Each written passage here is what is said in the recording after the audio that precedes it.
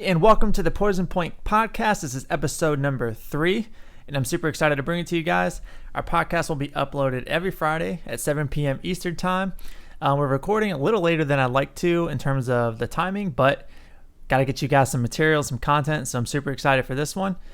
We'll have different guests each week, usually discussing a variety of different Pokemon topics, games, anime, TCG, and really anything pertinent to Pokemon. Today, I got a brand new guest, the slowest sloth in all the land, my boy Slow Speed Run. Introduce yourself, partner. Hey, I'm Slow Speed Run, long-time listener, first-time caller. I appreciate you having me on, man. I used to make Pokemon content. Don't do that much of that anymore. I mainly do art stuff now. Do a little bit of TikToking here and there. Just kind of doing my own thing, keeping up on Pokemon. But that's me. Man, TikTok, huh? So you're on your TikTok game. I'm trying. I do a lot better with the short form content factor. So I didn't do too well on YouTube. I could never, really make content to like that 10-minute mark and beyond like other creators could.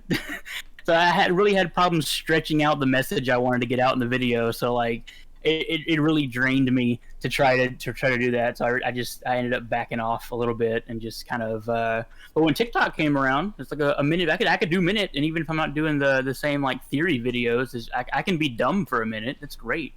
That's more my style. So why don't you tell us a little bit about yourself in terms of like the Pokemon stuff? So like what's your favorite gen and what's your favorite Pokemon? Sure, absolutely, yeah. So I started with Gen 1, blue version.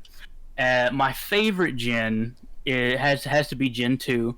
I've told this story countless times. I'm sure a lot of people are tired of hearing it, but like I love Kanto. I love Gen 1, but that was really my first like real RPG sort of thing going on. I like the look of Pokemon, so I wanted to jump in when it first came out. I had never really had any sort of dealings with like RPG situations, so I really didn't know what was going on for after the first half of Gen 1. Then I started getting to a groove, but like going into Gen 2, I knew what I was getting myself into, so I was really able to cruise and really enjoy the experience of like that generation. They added new things like the day-night cycle, which was totally freaking awesome to me. And then I got to go back to Kanto at the end of that and replay what I didn't understand the first half. So that was just all around the best generation for me. It's my favorite. Favorite Pokemon, I gotta go with Sandshrew. Not even Sandslash. I like Sandslash too, but thinking of like as myself as like if I'm a Pokemon trainer, I would get a Sandshrew first, of course, and I would fall in love with that little guy. But yeah, Sandshrew is my favorite Pokemon. I would have to say. Favorite starter, Totodile.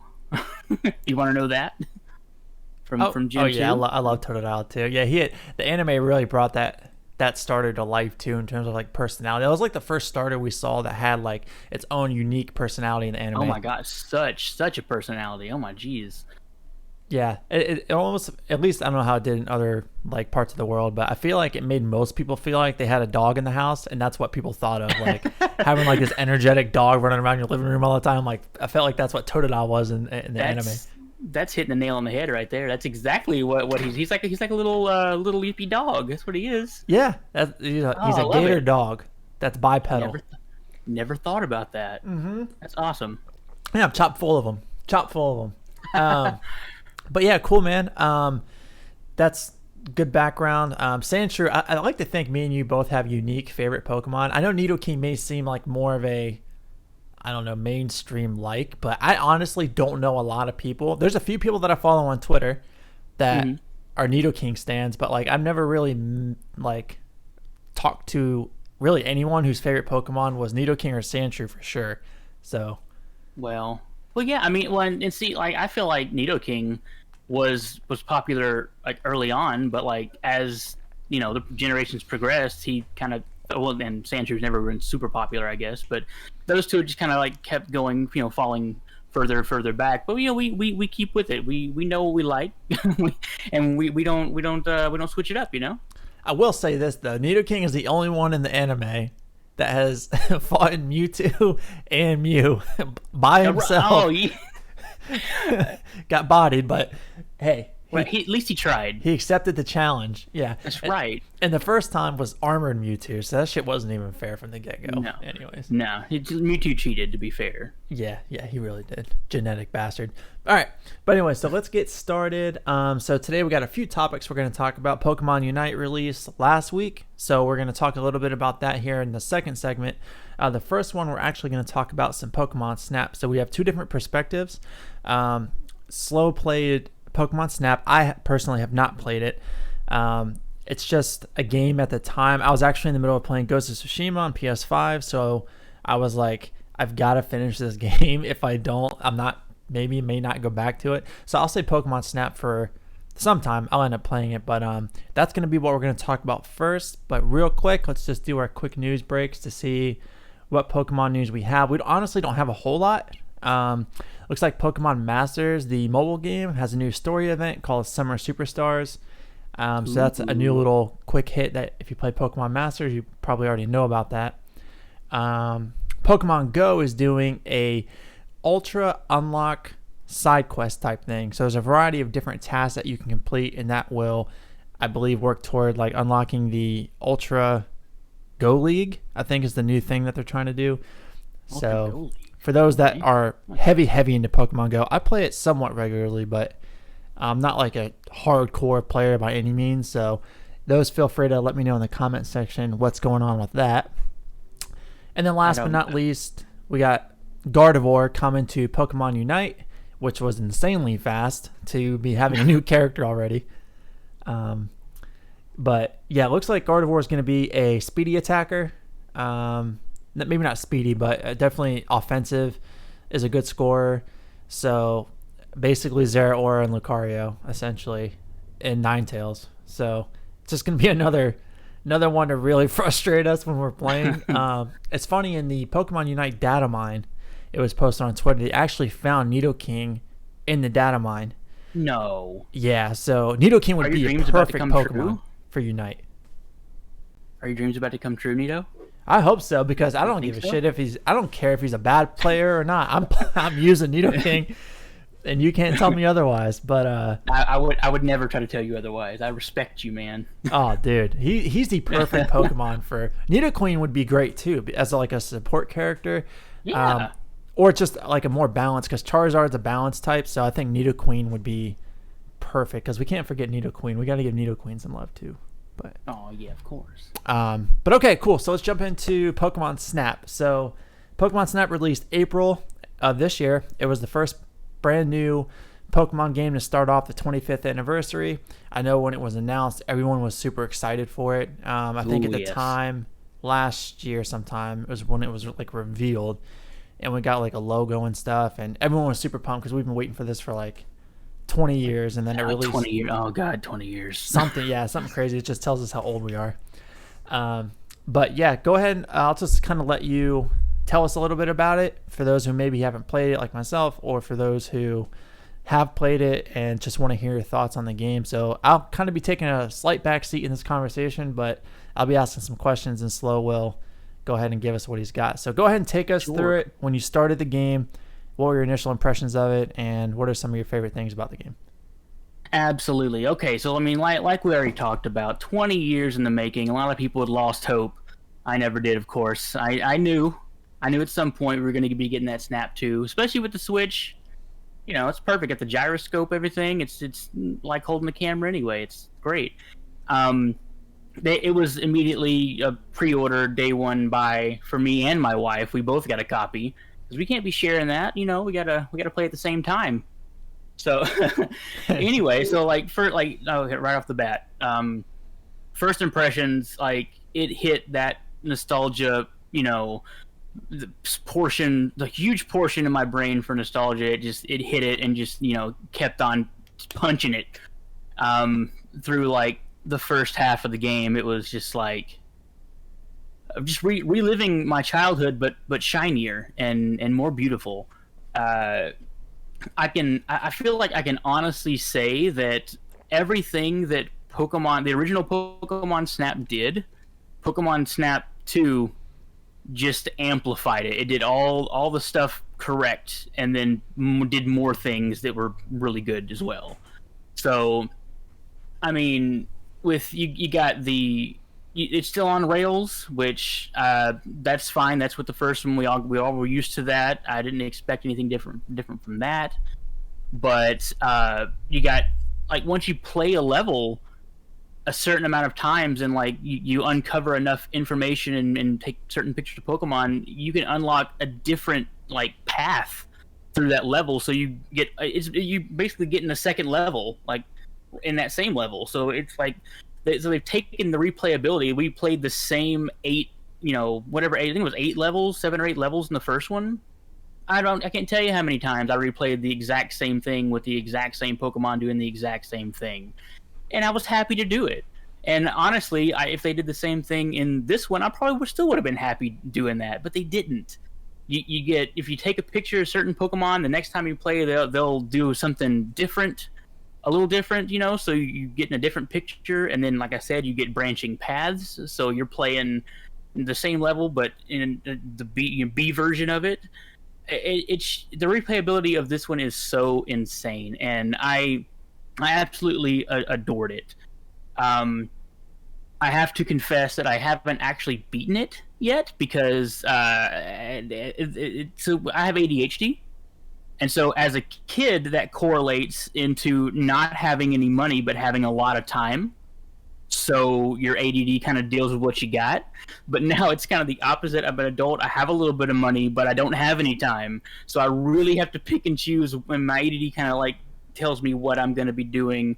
And so I played Pokemon Snap for if I had progressed through the game, every time I unlocked the level, like went to the next level and the next level and the next level, I would have beaten it, but I didn't. I was so caught up in this A-B situation with the rails that I had to get the best shots of all the Pokemon I could on that level in both paths before I would allow myself to go to a different level.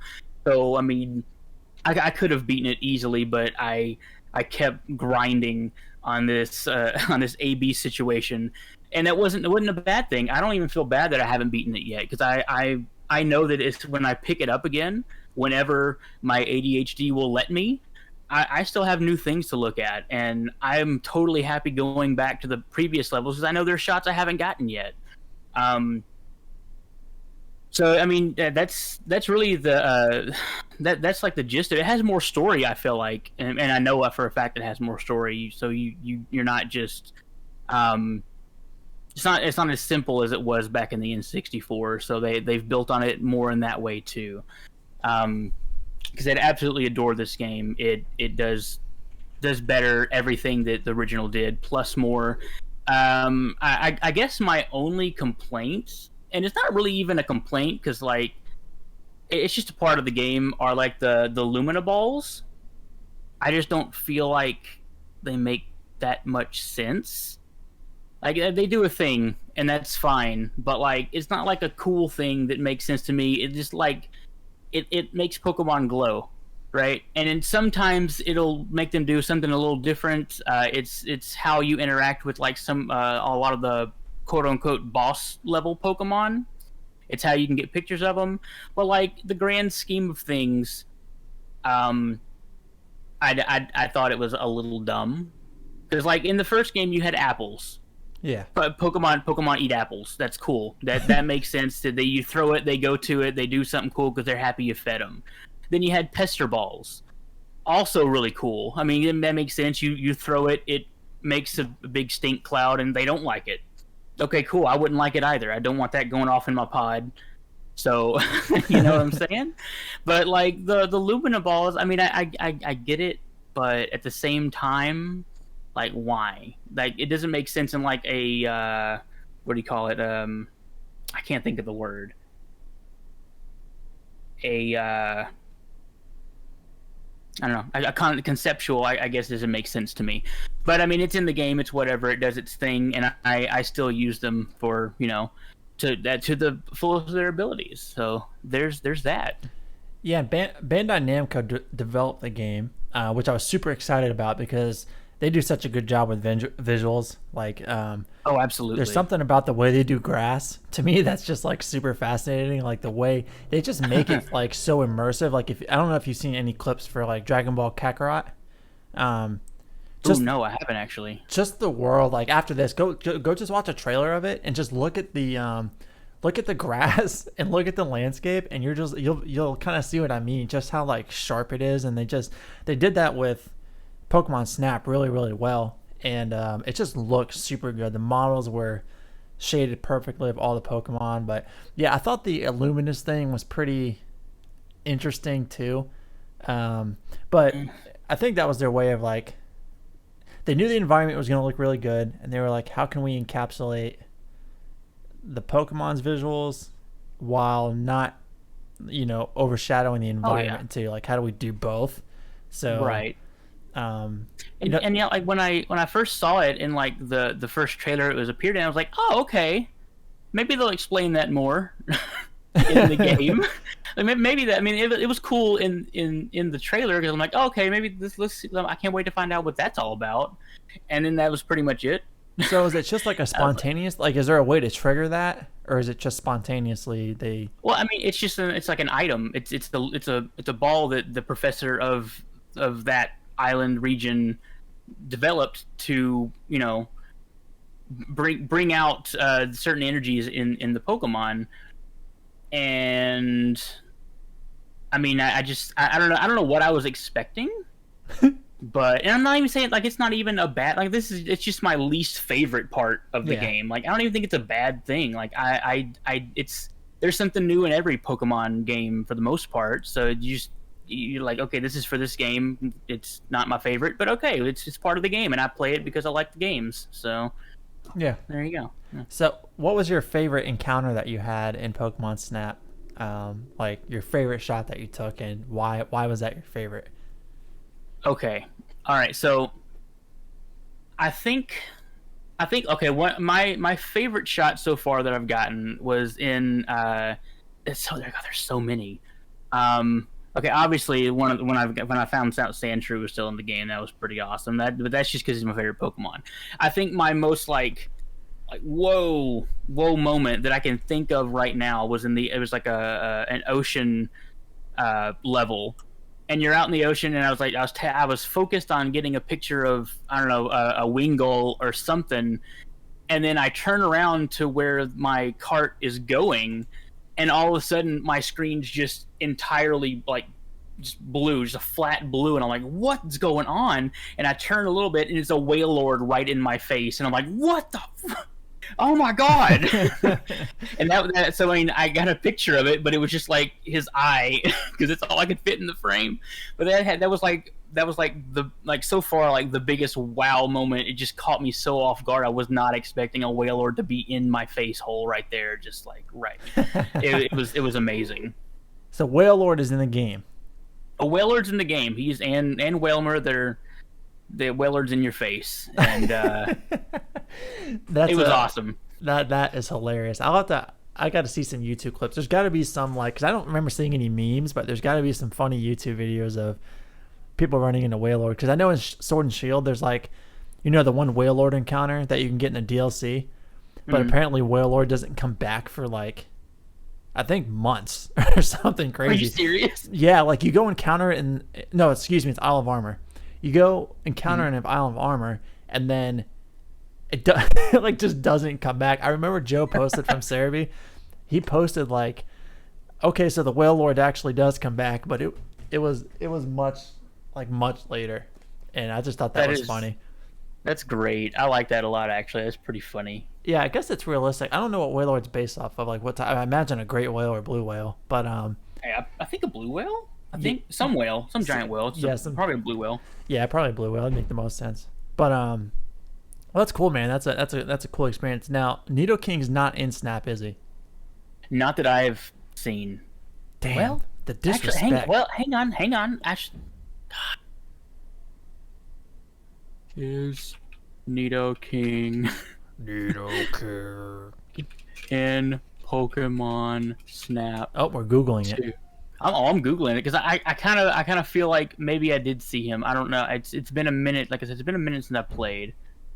Because I think So you just I think I saw a snapshot of a list of Pokemon that were in Snap, but I don't know how like official that was. no. I don't think he's. I He's don't think not in he's the in game. there. The disrespect. I'm just kidding. I know. I know. No, I'm with you. I'm gonna write a letter after this. I think Nidoran should have been in, because I feel like you can kind of just put him anywhere, yeah, especially in like the woods or something. Like I feel like Nidoran could have been a cool little like interaction to have Yeah. with like male and female Nidoran like being cute or something. But yeah, I feel like that could have happened. But I don't know. I'm just a Nido stan, so I like to always ask, is Nido King in this game? Like Mystery Dungeon when I Mystery wish. the remake came out, I'm like, is Nido King in it? I don't want any part of it if he's not. Low key, when Sword and Shield came out, I was like, dude, I don't know if Nido King even fit in that region, to be honest, which is why they may have put him in the DLC, because it's more of like a darker, colder environment, which I guess Nido King maybe fits in more or something. I don't think he really fit in the No, base I don't. game. I think he's more of a based on more of a reptile, a cold blooded. I don't know. I mean, Yeah. I could see him in a cold climate because he's big, rugged, tough, but at the same Yeah, time, exactly. Well, cool, man. I don't think there's really much else I want to talk about in Snap. I mean, we could honestly do like a whole episode about it. I just oh kind yeah, of wanted to shed some perspective on it in the event that someone's listening and they really want to play the game and kind of hear your thoughts on it. So takeaways from the yeah, game before we shift topics real quick, and yeah, add absolutely, yeah. anything. So Yep. okay, so takeaways. I mean, if you played and liked the first one, this one is like one like it's I've never recommended a game more for that scenario than Pokemon Snap 2. I feel like it's just a home run hit. If you like the first one, you're gonna like this one. It's really hard for me to say if you haven't played Pokemon, the original Pokemon Snap. I don't know if I can recommend it or not. It's specific because like as a child playing this game, we didn't really. You just wanted to play a Pokemon game, and then you fell in love with it because it was a Pokemon game, and then you started finding ways to have fun with it. And now, as an adult, I'm playing because I had that nostalgia, and this is even better. So it's difficult to say. It just, I mean, like we were talking about earlier, go watch YouTube videos. See if it's something that you can get into, and make judgment for yourself if you haven't played the first one. But I can recommend the game absolutely. Yeah, and I was interested to see if people who didn't play the original would play this game, just because it's a really laid back, chill experience. Like my best friend Oh Derek, yeah, for example, shout out to him, but he plays Pokemon with me. Like me and him play the mainline games, but he's just like, I don't have the patience to sit there and just like, it's not interesting to him. He's more of like a, hey, I need to be doing something. So like the picture taking thing just wasn't for him. But he plays the mainline games, so I'm just curious, like, how many people who didn't play the original would play Pokemon Snap. well, yeah. And from his perspective, I can actually totally get that. Yeah, for Like sure. you don't want to sit there and it is repetitive. It can be repetitive, but they've added those extra little features of Pokemon doing different things if you get certain pictures, or you got the A/B situation with the rails. So you do get a lot more replayability. But I mean, I can totally get his standpoint. If I hadn't played the first one long ago, I'm not sure how excited I would have been about this one. So overall, though, whether you played the old one or not, you'd still recommend this game to a person who Yeah. likes Pokemon. Yeah, I would at least say try it. Like if you at the least give it a fair shot because I love this game so much. Because from a consumer perspective, we got to be careful, because Nintendo doesn't like to put their games on sale. So if you are buying the game, yeah. more than likely you're paying $50-$60 for it. So Right, borrow it from a friend. yeah, if you're on the fence. there you go. Slow is offering up his game. He'll fly it out There to you you go. guys. I will. Yeah, I will. I'll FedEx it to you, or however you want it. I'll send a carrier pigeon. UPS, what can Brown do for you? Send Yeah, me exactly. Pokemon Snap. That's what. Yeah. But okay, cool, man. Thanks for the info on that. We're gonna shift Yeah. directions now to Pokemon Unite. So you haven't played the game, right? I have not, which I was really interested to hear what you were thinking about it because in one of your previous podcast, you'd mentioned that I believe you said you hadn't really played any MOBAs, and so this is like your real first one, right? Yeah, dude, I didn't even know what MOBA like stood for. Cool. Yeah, so me too. I've never really played MOBA, so I'm really actually really interested to hear your thoughts on this because I'm kind of hesitant because I've never kind of dove into that world. It's like, but like I said earlier, it's Pokemon, so I want to give it a fair shot. So So let's do hear you your have thoughts. any thoughts or questions that you want to ask me about the game? So like when you look at the game, right? Like what pops in your head that maybe you'd want to know? Like you kind of start there, if anything. Okay, so yeah, how like I'm curious as to like what is the flow of game? What's the flow of the gameplay? Are you doing things constantly? Are you doing any waiting around? Like if you I don't know how the game works. I don't know how MOBAs work really. I know it's like a capture the flag sort of situation, like give and take territory. I think I have little knowledge of this, but it does look interesting. But yeah, so what's the flow of the game like? Yeah, so capture the flag it's an okay example, but it's more or less think. Have you played Rocket League before? Yes. So think Rocket League with Pokemon. Um, Really? so in the reason why I say that is so you're scoring goals very similar to Rocket League. Hmm. The in terms of flow, like you were mentioning, it's pretty seamless. So you play a game. After you're done with the game, it gives you your score chart and all that stuff, and then there's a button you click next battle, and you literally jump into the next game. So Oh. it gives you the seamlessness of, hey man, I just want to keep playing. Like I don't want to stop. I don't want to go back to the menu and then have to go back into a lobby. You can literally just keep Oh. going, and then if you do want to stop, you just hit main menu. You can go back, like if you got some items or whatever you want to equip, and then you can just jump right back in. The joining process is pretty, like the lobby experience is very simple. As soon as you hit join lobby, I mean matchmaking is really really good. You're in a match in like 5 seconds, and it Oh, fills dude, that's up. awesome. You ready up, you're ready to roll. Now the interesting thing about it was, and I wasn't expecting this, I didn't really understand it when I first started playing. Again, this is my first MOBA. I've never played one before, so for all you like League of Legends people, if you've jumping in the comments screaming, hey, it's my first time. So this is the only thing I can really speak on. But when I got into the lobby and you pick your Pokemon that you want to play with, only one person can play with said Pokemon. So you can't have one person playing Charizard Oh. 3 times. So what confused me was when I went to go pick my player, it was like blacking out. And I was like, okay, so who am I supposed to pick? Because you only start with so many Pokemon. And then I was like, okay, you can only be one at a time, which made things kind of interesting to me from a strategic standpoint because Zeraora is kind of broken. And I can imagine if you had 5 Zeraoras on your team. Oh my god. I see that now. Yeah, Okay.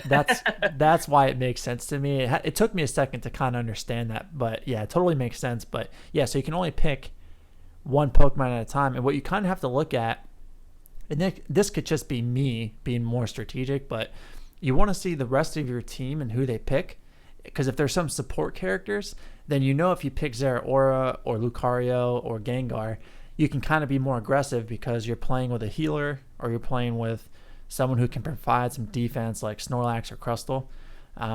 So based on who your teammates pick, you kind of want to try and pick your character based off that. Because if you see someone picked Lucario, Gengar, Ninetales, Zeraora, there's only one spot left, so there's no support characters at all. So you're like, okay, I probably should pick like someone who can heal or someone who can provide some type of defense because you really have to like it's hard without a chat function, which is what I don't like about the game, but I'll get to that in a Ooh. second.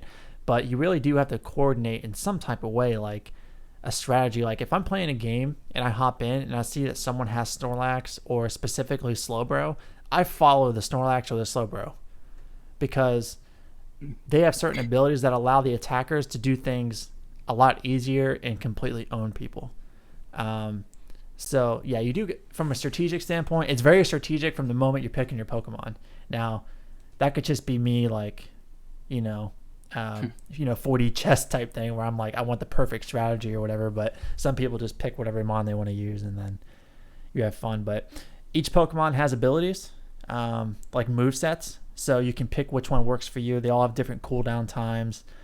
So it's just whatever really works for you. Zeraora, for example, I do Volt Switch. with Wild Charge because Wild Charge gets a buff if you use Volt Switch beforehand. Bro, you're giving out all your secrets. I wouldn't be doing that. Oh no, People this listening to is they're Zero gonna. Aura. I use that as an example on purpose because Oh, okay, it's okay, broken okay. as Yeah. fuck. Yeah, Right. Wink, wink. I got you. Okay. everyone already knows this. Yeah, people are already giving feedback to Unite saying you need to nerf Zero Aura because he's so OP. But yeah, that's just an example. So it's really cool. And then there's 3 held items you can attach at a Pokemon per at a time, and then you can upgrade your items too. So you use these things called item finders to upgrade your items that you have attached to your Pokemon. And there's a various different ones, like increase critical hit ratio, increase speed, increase attack, potion, that type of thing. But in terms of the gameplay, so the gameplay is you have a start point. Think of like a capture the flag. You can kind of, I guess, your spawn point or like your camp, I guess you could think. Right. And then there's 2 or 3 zones that each team has.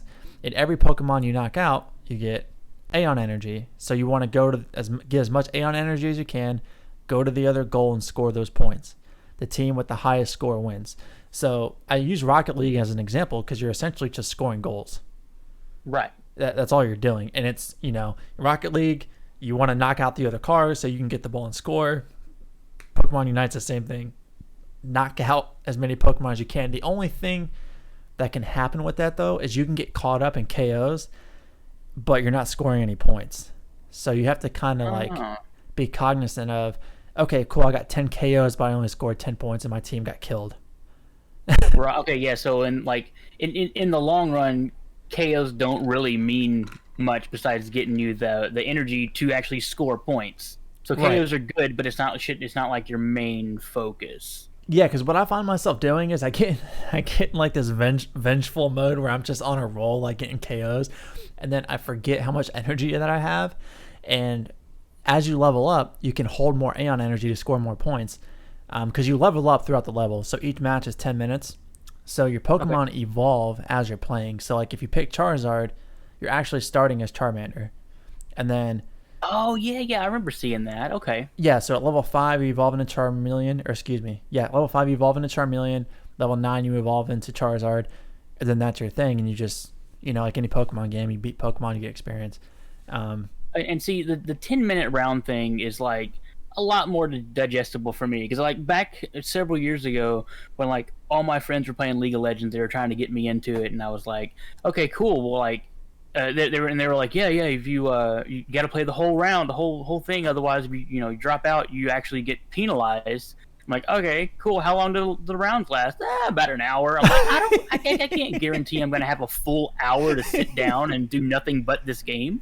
If my daughter wakes up, I can't just pause the game to get her back in bed. I'm gonna lose. But 10 minutes, I can do 10 minutes. Oh, it's super nice, man. Like Aiden was napping today, and I was like, man, I can get in a good amount of games here, and that's the beauty of it because the 10 minutes actually goes by. It goes by fast, but you also kind of find yourself like, okay, how much time is left in this match? Like, because some matches will just move at a slower pace because it depends on the playing style of everybody. But I found myself like kind of just running around the map sometimes, like, all right, like where is everybody at?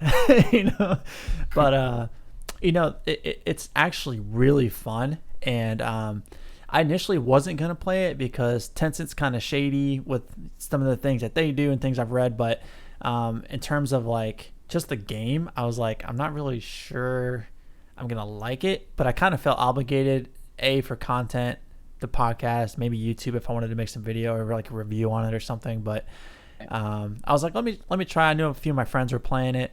And I actually, for me, what it is for me is a chill time burner. Like, okay, I got some extra time. I'm going to jump into a ranked match and just have some fun with it. It's 10 minutes. Like, it's a cool lunchtime game. It's a cool, like, relaxed game. Depending on your version of relax, it can be kind of stressful because if your team sucks, you're just like, what the hell are you guys doing?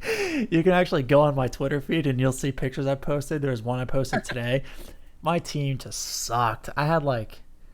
I pretty much, my back hurt from carrying the team, and I had like all our points and still got beat by like 600 points. It was painfully embarrassing, but yeah, if you play ranked matches, you genuinely have good players on your team, but you can just play standard too. Like if you don't want to do rank or be competitive with it, just have fun, then you can just play a standard 5-on-5 match and have fun with it that way. But I like to jump into a ranked match once I get warmed up, because I kind of zone in. I get really, really serious and competitive, and I'm like, all right, cool. I want to get into the next tier or whatever. It's like any other competitive format. There's different tiers as you have like bronze, silver, class 1, and class 2. So like the better you do, you just kind of keep going through the ranks. Right. But yeah, it's really fun. It's much more enjoyable than I thought it would be, and I think it's only going to get better as they keep adding new characters.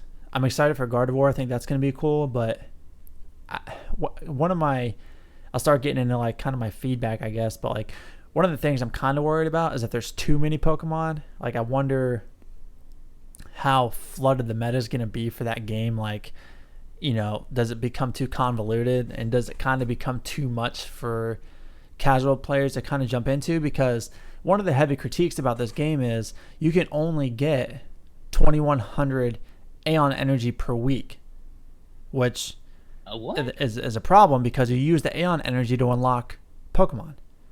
So the gotcha part of it is, go to the shop, buy Aeon energy or whatever to buy Pokemon. So you can only earn a certain amount, but you can buy as much as you want, right? Right. Yeah. So in-game purchases. So if you're free to play though, like I am, I'm very patient. I will wait out a gotcha game if it means like getting what I want. Like Digimon Re-Arise is a perfect example of that. They do it really, really well to where I haven't dropped a dime on that game, and I got 3 megas. I'm killing it in that game. But yeah, they need to fix that, because that's if you play max matches per week, you get 2,100 Aeon energy. To put in perspective, Gengar costs 10,000. So you're playing Jesus. 5 weeks before you can unlock Gengar. That keeps you playing. If you're stubborn, it's going to keep you playing. And if you're weak, you're going to spend money. It's a win-win for them. I guess that was their thought process, honestly. I don't know. But I think they need to take the limit off and incentivize free-to-play players to dedicate that time, because it's hard to, motivate players to keep playing if they know they're capped out. Like, yeah, that's definitely something that's gonna bug me. Because when you sold me on this game, like I'm gonna download it right after we get off of this and probably play some games. Yeah, dude. But yeah, that's definitely gonna be a big thorn in my side, knowing that if I play 2 more matches, that's cap. That's all I got, because I can't earn. There's no point because I'm not earning anything from it. And I guess it depends on your perspective.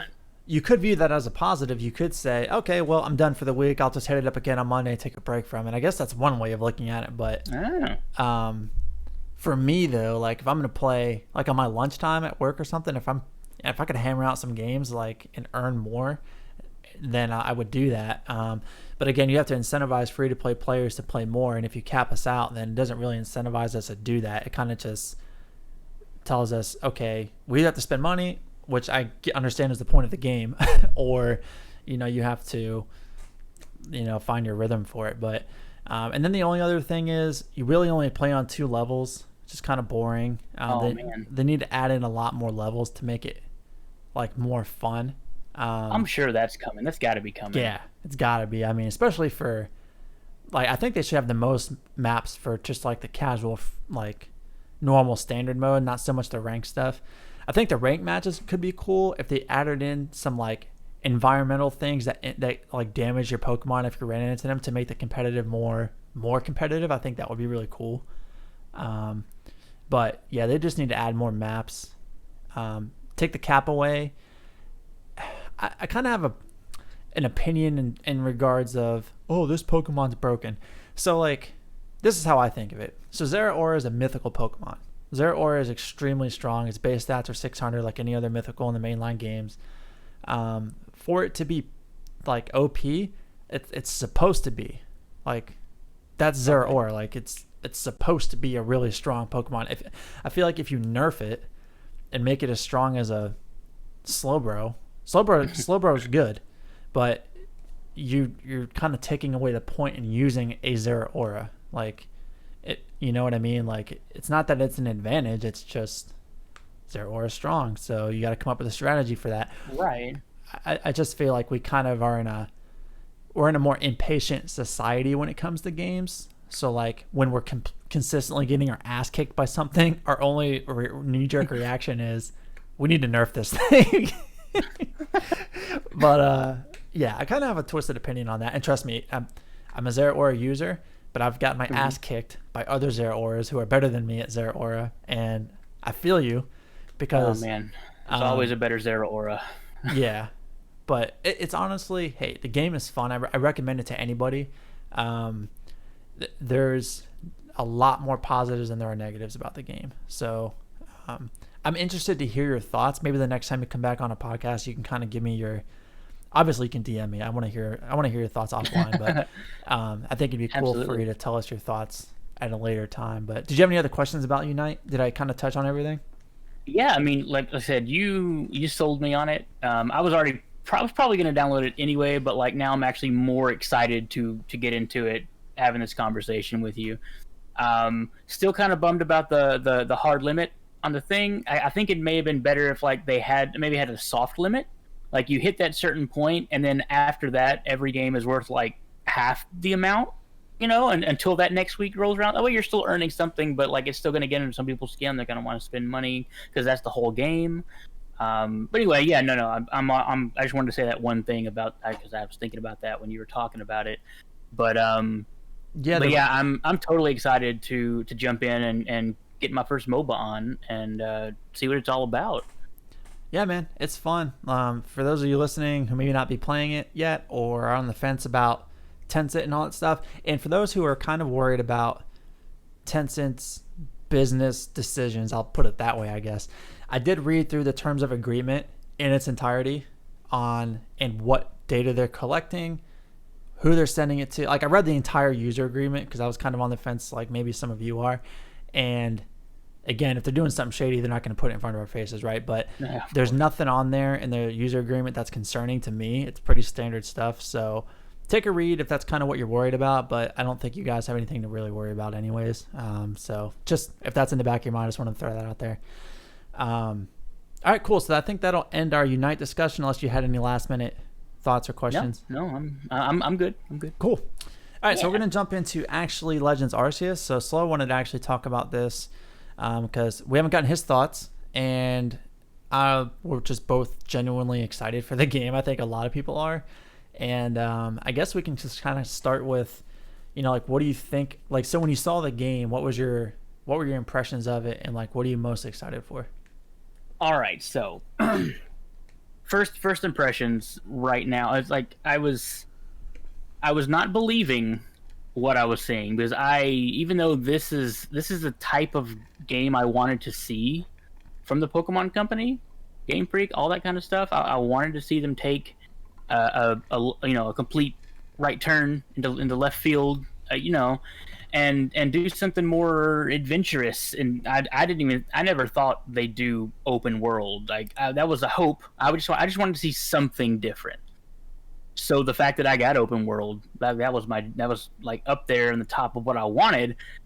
I was really excited getting that information and letting my mind go, hype train as we all do, no matter if we don't want to, no matter what happens, you're gonna get on the hype train.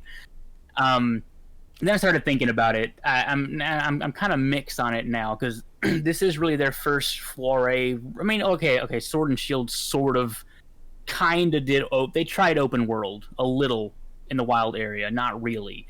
So, but this is like full on, and so I'm nervous because we don't as much information we do have. We don't have, at least 4 times as much information is hidden from us right now. So we have no idea what's going on. But from what we have right now, I'm going to go ahead and say I'm leaning more towards still being really, really excited for it. But I am reserved because I don't know exactly how it's going to work. I have my ideas of how I want it to work, but that's never panned out in the past when I had an idea of how I wanted something to work in a Pokemon game coming up. I mean, like I said, I'm really excited for the open world aspect they claim to have. I hope it's as grand as I think I've seen. It's in my head, but I'm not holding my breath. If it is fantastic, it's gonna blow me away. But I want to know more about how it's going to work. Um, I'm excited about seeing Pokemon in the overworld again. I hope that sticks around, for every game in the future of Pokemon. I just thought that was so immersive, even in Let's Go. Like that was like so cool to see. Like I actually felt more like I was in the world because not every Pokemon can hide in tall grass, no matter how tall the grass is. So I mean, that's just something cool to see, and I think it's a little thing they can do. I mean, actually, it could be a big thing, as far as like the models and stuff go. But I mean, for the fans, it's such a little touch that makes it so much more immersive, at least for me. So I'm happy to see that. I'm interested to see how the Pokemon battles are going to turn out, how they're actually going to work, because we don't have a lot of information on that. Um, I mean, I think it's going to be a fun experience no matter what happens, even if it lets me down on my hype train self that's way up in the clouds on every level. I still feel like it's going to be a step in the right direction for the Pokemon franchise. Yeah, I think it's going to be a good first step. Anytime Game Freak does a new game, whether it's a new generation, we really haven't seen anything like this. But I mean, we did see some DLC. We kind of saw where they're willing to take DLC and expand on a base game, which was exciting. And that was a very encouraging and positive thing that they did. People love the DLC for many different reasons. So that kind of got everyone excited for a game like Legends Arceus, and I feel like that's going to be one that is going to get people really excited. I feel like the game's going to fall short of people's expectations. Shocker. Oh yeah, But absolutely. I do think it will get people excited for what could be if they continue to make these games. If they're going to kind of coincide Legends games with remakes, I think that's really cool. I also think there's a possibility. I don't know. We don't know anything about either game, BDSP or Legends Arceus, but I'm kind of curious to see if the two are intertwined in some way.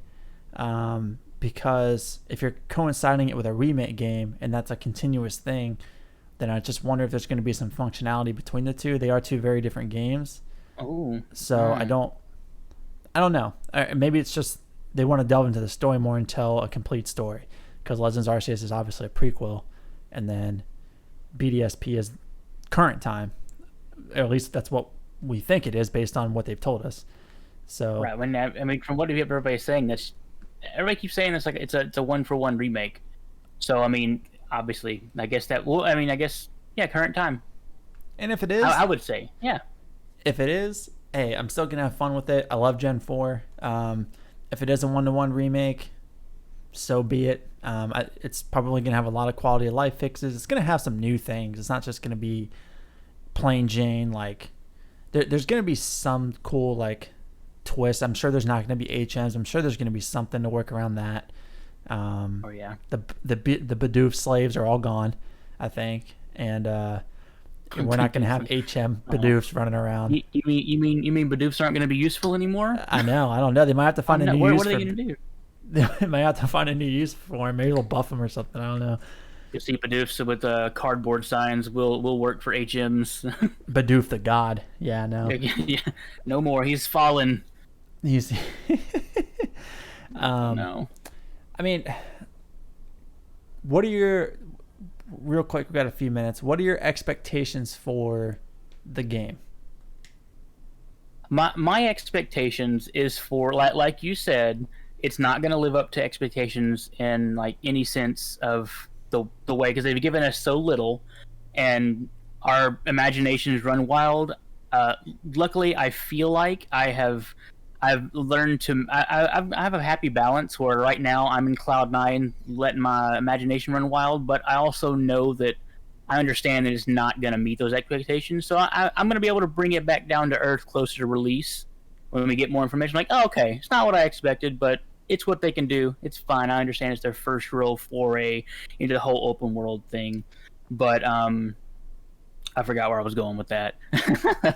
No, it's okay. I think Yeah, for me, like I don't really have any expectations. I'm just gonna go in and play it, and kind of enjoy it for what it is, and then provide my feedback at that point. Just because it's such a new concept, it's hard to have expectations. Like it's just okay. Here's this cool new game. It looks like it's gonna be fun, and I'm kind of interested to see what they do well, and I'm interested to see what they don't do so well, and just kind of go from there. So I'm kind of chill about it, to be honest. yeah. Like I'm excited. It's like the only Pokemon game on the horizon that I am like excited about.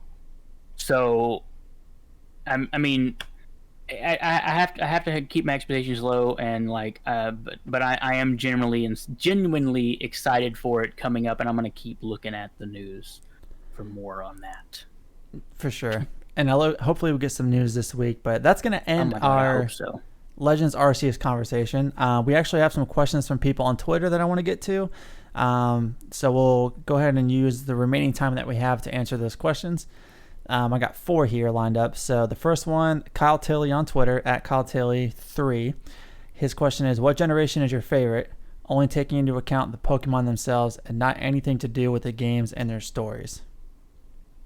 Oh, So just the Pokemon man, themselves, the designs. I gotta go, and I gotta go with Gen 1.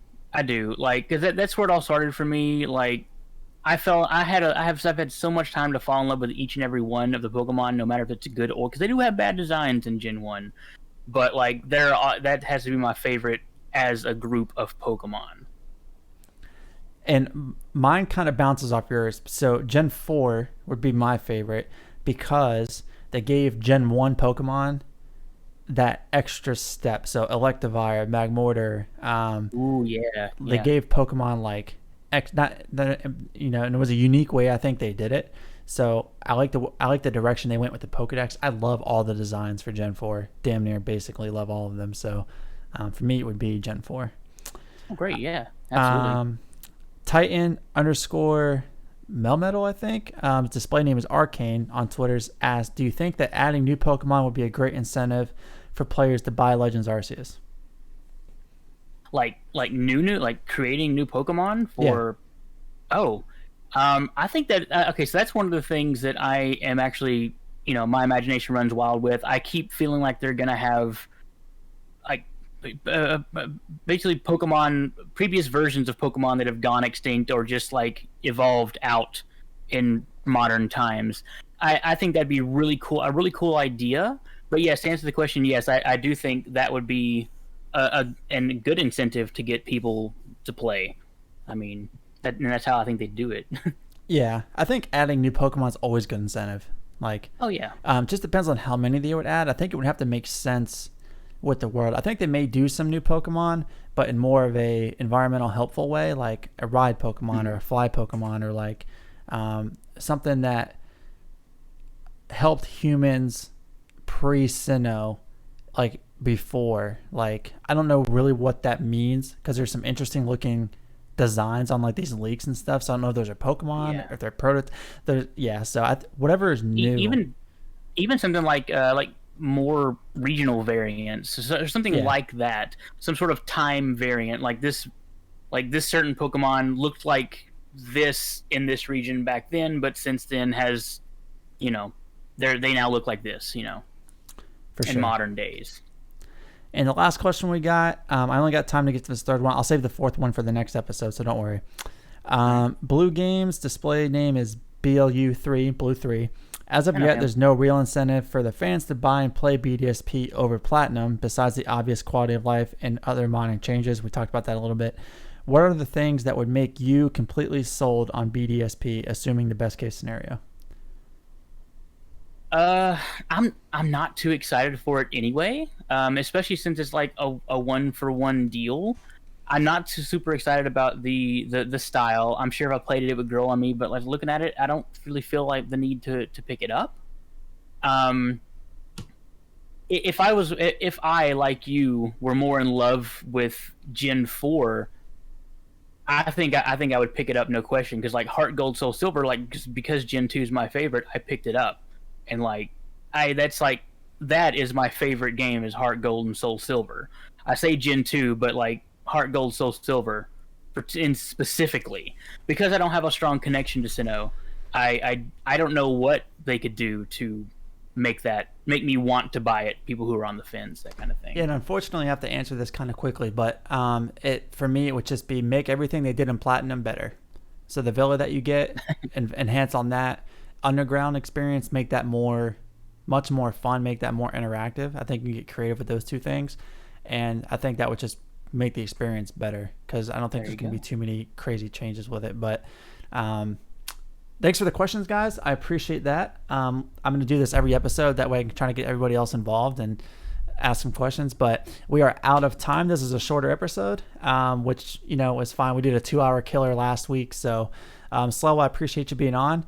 It's been fun. We'll have you on in the very near future, because I want to hear your thoughts on Unite. Absolutely. All right, brother. Well, again, thanks for your time. Thank you, everyone, for listening. Go ahead and follow us on Twitter. You'll be able to find our information in the description below, and we will see you guys on the next episode. All right. Peace. Yeah. Thanks for having me on. Yeah, man. Of course.